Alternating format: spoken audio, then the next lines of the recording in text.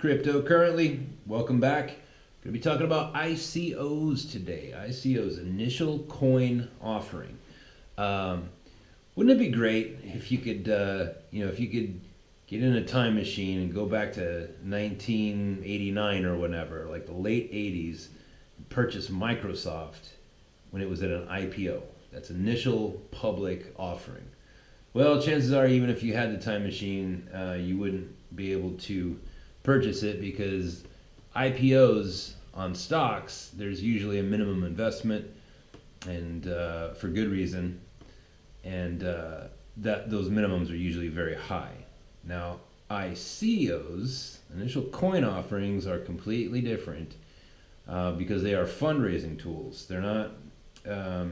You're not buying stock. You buy the coin and you have absolutely no control over the company. Whereas if you buy stock in a company, then you have a certain amount of control in that company, a controlling stake. Not much, but whatever. So initial coin offerings are quite a bit different in the sense that this is brand new territory for everybody, and all the laws regarding cryptocurrencies, they haven't even been written yet. It's just now, they're just now starting to put in regulation around this phenomenon.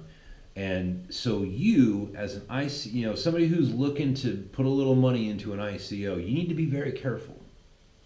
Because not only are there scams out there, there's also something that's equally as bad, which is companies that mean to do well, but they don't know what they're doing, right? And you don't know who these people are.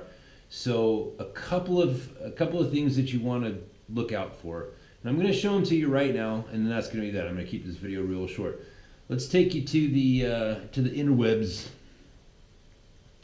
We're going to check out Basecoin here. All right, now you can just go on to getbasecoin.com, look it up yourself.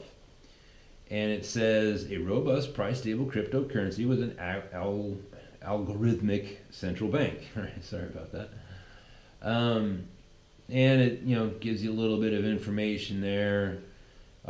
Here's one cool thing. The three founders have backgrounds from D.E. Shaw and Company, Quantitative Strategies, Google Search, Google Ads, and Princeton University, where they all graduated summa cum laude in computer science. Okay, so I like that. All right, let's dig a little deeper. Check out this this faux email address there. I like that. Okay, explainer white paper draft. Now, founding team. Here's the three guys that they were just talking about. Now, one thing that you want to notice that is present, that if it were not present, it should set up a red flag. Not just their pictures, but their names, first and last names, and you can read those on there. Now, if there was just a first name and no last name, that should send up a red flag. And you might say, well, Pete, that just sounds silly. Of course, I bring that up because I've seen it in my research for which ICOs that I myself want to get involved in. These are three dudes: Nadir Al-Naji, Lawrence Diao, and Josh Chen. And you can read where these people have been. And they all went to school together. They all studied pretty much the same thing. And you could probably look them up on LinkedIn, right? You can see that these are actual real people.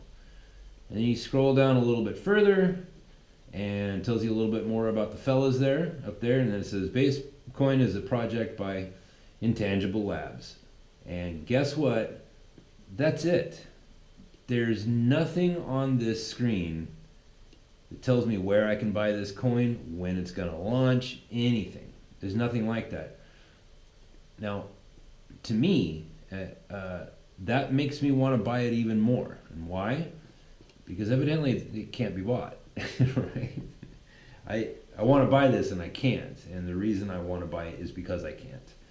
So what you do in this case is you put in your email address and you wait, and we'll see what happens. But I like this because these three guys, they're saying that they all know each other. They're friends. They studied together, and they studied at a reputable institution of higher learning, and they all studied together, studying the same thing, and that thing is computer science, which, obviously kind of lends itself to what we're talking about here.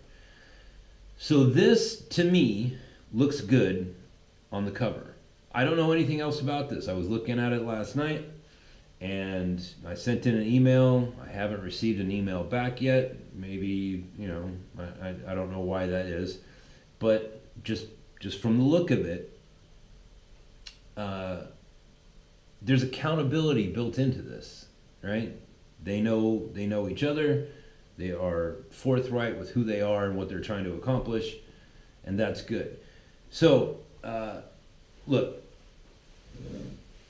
the other thing I was talking about earlier is if you are looking into ICOs and you can't get a hold of anybody, there's only first names, no last names. If the people that are in the pictures look kind of sketchy, if you get a sense of red flags, then don't do it, right? You have instincts that are built into you. Those instincts have been forming for thousands and thousands of years, and they are there to protect you. If you see a red flag, don't get involved in it, right? The other thing is separate what your instincts are telling you from fear of loss, all right? If you put your money into an ICO, there's an even greater risk that you're never going to see that money again than if you were to purchase a stake in any of the cryptocurrencies, the altcoins that are available right now. It's an even greater risk. But don't be afraid of the risk. If you see a red flag, run away. If it's just the risk, just do more research. Find out who they are, where they are, what they're doing, what problem does the company say that they're going to try to solve. And if that stuff makes sense, then when you put your money down on it, you are saying to those people, not just that you want to make some money, but you're saying, yes, I believe in you. I believe that what you are trying to do is going to be good for humanity overall, right? And then everybody wins. That's it for today.